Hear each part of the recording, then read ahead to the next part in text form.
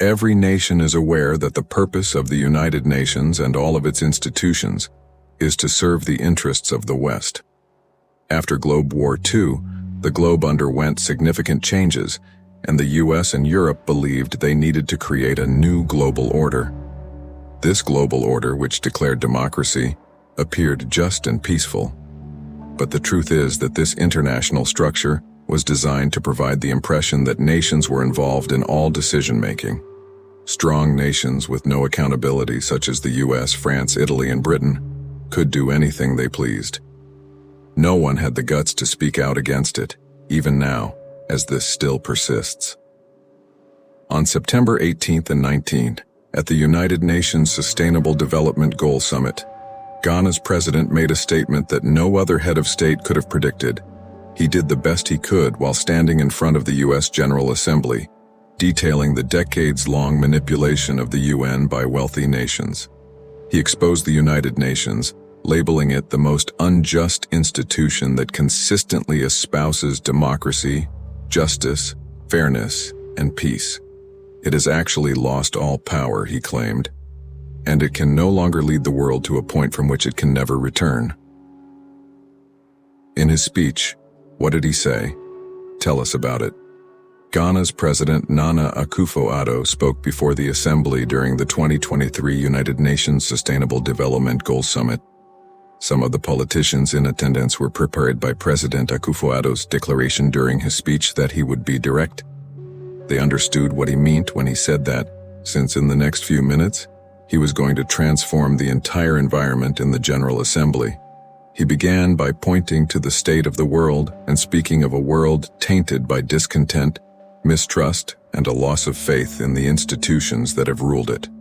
He was most likely talking about the United Nations, the very institution he was standing in, since the end of World War II. Beginning his critique with the topic of the meeting, rebuilding trust and rekindling global solidarity, he pointed out that this theme represents a general recognition that things are not as they should be. The level of trust between countries has plummeted to levels not seen since the Cold War, increasing the likelihood of another war or conflict. That's why the 2014 invasion of Crimea took place. And now there's a new battle with the invasion of Ukraine. The president highlighted how conventional wisdom is being called into doubt, holy convictions are being called into question, and outright lies are occasionally being promoted as true. Maybe the world system is imploding and nothing can stop it if the UN continues to do nothing, as it has, because the UN has served the West's interests more than those of the rest of the world. He emphasized the tenets upon which the United Nations was founded. He asserted that the UN's goals were always to advance humankind as a whole, not to protect Western interests. But he bemoaned the unwillingness of superpowers to reach a consensus on reforms that would take into account the realities of the modern world, which he said was seriously undermining the UN's legitimacy, especially with regard to the Security Council. He stated that Ghana's 2-year tenure as a non-permanent member of the Security Council is presently underway. It will have enjoyed this pleasure for the 4th time in the 66 years since it joined the UN. Ghana should have been proud and full of hope as the first post-colonial African country to reach this position. But the reality, he continued, has been a depressing and unhappy experience for the nation. It is repeatedly shown that the major powers in the UN, who claim to support democracy, equity, and justice globally, frequently put their own limited interests ahead of the welfare of all people. Looking back to 2017, he emphasized the urgent need for reform at the UN, with a special emphasis on the Security Council, in his first speech to the General Assembly. If not, wealthy nations will be able to mistreat and take advantage of smaller and poorer nations through the UN. This is the exact opposite of the motivation behind the creation of the UN. The president of Ghana stated that although there had been much planning and discussion about the necessity of reform, there didn't seem to be the bravery or resolve to carry out these essential adjustments. According to him, Ghana stated that it was in favor of reform, particularly with regard to security and adopting the same stance on UN reform as Africa. In accordance with the Azulwini Consensus, According to the president of Ghana, the UN is bringing in an unfair and unjust world order, and it is pointless to keep pushing for democracy, equality, and good governance on a global scale if this perception persists among most of its members and the general public. Strong members of the organization, like the US, France, Italy, and others, are giving the commands for this. He gestured to the realities that are occurring in Europe. A full-scale war has raged in Ukraine for the past 15 months. Ghana was on the Security Council throughout this time, but it doesn't seem like the UN can make a difference in what's happening in Ukraine. According to him, confidence needs to be restored in this circumstance, which is essential to re-establishing global wealth and stability. The problem of particular nations' veto power within the UN needs to be addressed in order to do this. Regretfully, there is now scant evidence indicating that these strong states intend to use their influence for global justice and solidarity. It should be mentioned that the nations possessing the veto power have utilized it hundreds of times to protect their own interests. Veto authority has been exercised 82 times by the US, 29 times by the UK, and 16 times by France. The president of Ghana stated that his nation still firmly believes that the UN is the most useful international forum for resolving global issues, even though it is aware of the UN's diminishing value. But a thorough revamp of its fundamental parts is required to guarantee its optimal functioning. In addition to discussing the conflict in Ukraine, he also discussed the instability and terrorist activities that plague the Sahel and West African regions. He claimed that these areas have experienced natural calamities, which have severely harmed West African countries politically and economically. He spoke intelligently on the current state of affairs in Africa, where coups are erroneously believed to be the answer to the problems that confront the continent. He warned that young people would be compelled to accept the idea that coups are the only option and that democracy is doomed if the UN fails to fulfill its mandate at this crucial juncture. The burden of restoring public confidence falls primarily on the UN. If this doesn't happen, it will turn into a hollow organization where military men who would otherwise be dictators back home come and preach about how wonderful democracy is. Africans, according to Nana Akufo-Addo, made great sacrifices to save Europe and her allies during World War II. They made a significant contribution to paving the way for peace and prosperity, a legacy that has been cherished for decades by many countries and their people. The moment has arrived for the rest of the world to help West Africa in its hour of need. The purposeful disinformation campaign against democracy and economic advancement will continue indefinitely if this is not done. They do, however, firmly believe that seeing a peaceful and wealthy West Africa is in the best interests of the whole globe.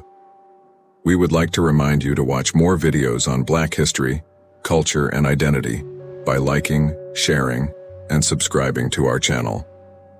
Now let's proceed. Ghana's president has made it clear that his country does not seek to assign blame for the issues it faces, many of which are of its own creation. He stated that he wanted to be clear that Ghana does not want to burden anyone's conscience or look for pity. Nonetheless, it is imperative that the global community acknowledges the interdependence between the contemporary economic and social circumstances in Africa and the past injustices that have shaped global institutions.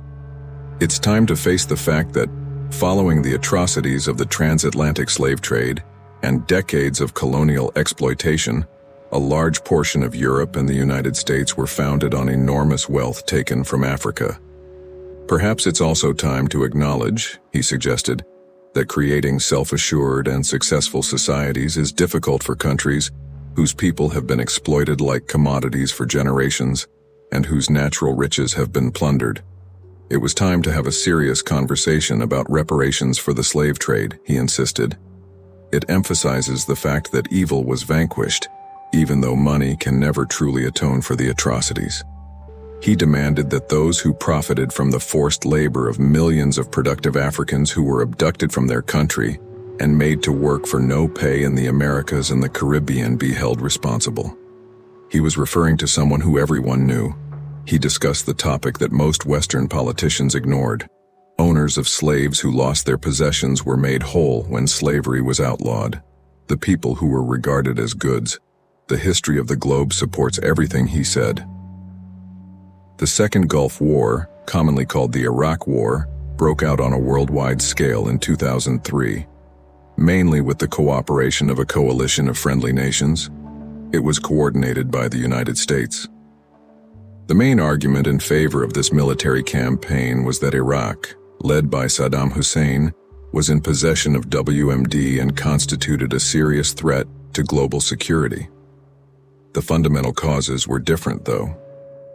Since the 1970s, Saddam Hussein has ruled over Iraq. Unlawful plans were made to remove him from office because of his growing authority and the U.S.'s inability to control him. Iraq was alleged to have chemical, biological, and maybe nuclear weapons by the U.S. administration, which was headed by President George W. Bush and several of its allies, most notably the United Kingdom. It served as a justification for the invasion to appear justified. The United Nations inspected Iraq's arsenals to verify these allegations. Although certain anomalies were discovered, there was insufficient proof to establish the presence of WMDs during the invasion. American and Allied forces pursued UN permission to use military force against Iraq from the Security Council. Several UN Security Council members, including powerful permanent members like France, Russia, and China, opposed this nevertheless. Rather, these countries pushed for ongoing inspections and diplomatic measures. The US and its coalition allies, including the UK, went forward with the invasion of Iraq in March 2003, even though they were unable to obtain clear approval from the UN Security Council. Who gave a damn about it anyway, even if it was blatantly against international law? Known as Operation Iraqi Freedom Under Code, coalition forces made swift military progress throughout the campaign's early stages, which led to the fall of Baghdad and the overthrow of Saddam Hussein's government. The 2011 intervention in Libya proved to be another instance of the West's ability to exploit the UN as an instrument. NATO was in the lead throughout this invasion. Preserving citizens in Libya from the alleged repressive regime of Muammar Gaddafi was the main goal. It was propaganda, as everyone knows today. After dominating Libya for more than 40 years, Muammar Gaddafi consolidated his position and started to pose a threat to the United States. You see, the United States is naturally paranoid, yet it feels threatened if someone gains power. Anti-Gaddafi protests began in February 2011, sweeping Libya into the Arab Springs wave. These protests, which called for more freedoms and political reforms, were sparked by the larger Arab Spring movements. The unfortunate outcome of these protests was that Gaddafi security forces violently suppressed them, killing a significant number of civilians. The United States was waiting for that. Permission to take all necessary precautions to safeguard people in Libya. The legal foundation for the military intervention in Libya was provided by this resolution. Operation Unified Protector, the NATO-led military operation, was soon underway. Beginning with attacks on Gaddafi's military installations and equipment, the operation was launched. In order to impose a weapons embargo on Libya, NATO forces simultaneously established a naval blockade. The fact that the intervention was motivated by Western interests, specifically the need to get access to Libya's enormous oil reserves, was one of the main criticisms leveled at it. Libya is endowed with copious amounts of oil resources, and Western nations, including the United States and Europe, have significant economic interests in the nation. The gold dinar was a new currency that Gaddafi was planning to introduce, and it was backed by gold. The U.S. had to rid itself of him because it was bound to challenge the U.S. dollar. The UN was used as cover for this. Critics of the action have referred to it as mission creep, implying that the original objective of protecting people has transformed into a more comprehensive campaign to overthrow Gaddafi's government. Concerns about the intervention's goals and scope were raised by this change. Muammar, Gaddafi's eventual downfall was greatly aided by the intervention. He was captured by rebel fighters in October 2011 and executed there. Some have even attacked UN peacekeeping efforts for serving as a vehicle for involvement in other nations. Western countries have sent troops and resources to these missions in an active participation. Rather than putting the interests of world peace and security first, Western nations take advantage of UN peacekeeping efforts to further their own agendas. Western countries have a history of supporting UN peacekeeping operations with troops, money, and logistical assistance, especially those in Europe and North America. These contributions frequently come from highly qualified and equipped armed forces. This isn't a selfless service, though. This enables the UN to dispatch these peacekeeping teams to any nation at any time, at the whim of the West. It turns become an acceptable and lawful way to hide from doing illegal tasks. In order to improve their geopolitical influence or obtain access to markets and natural resources, Western countries may decide to send soldiers to areas in which they have strategic interests.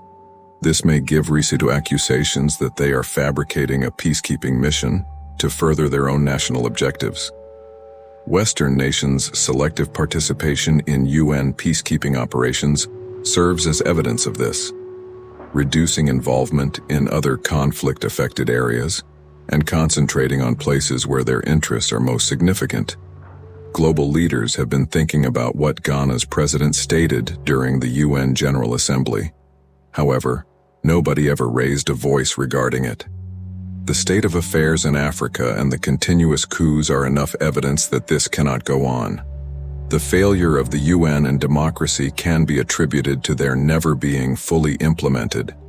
The West has always used them as a pretext to advance their own agendas. However, if the UN's fundamental spirit is not restored, this system is on the verge of collapsing. Does Nana Addo Dankwa Akufo-Addo really believe that all she stated is true? Do you believe that Western powers have mistreated the United Nations for their own gain? Tell us whether you concur with the Ghanaian president. Do you want to see more content similar to this one? If so, click the bell icon next to it to subscribe to our channel. We have made the decision to deliver videos about Black history, culture, and civilization, topics that are rarely discussed, as well as proof of how amazing Black people have historically been. Until the next video, thanks for viewing.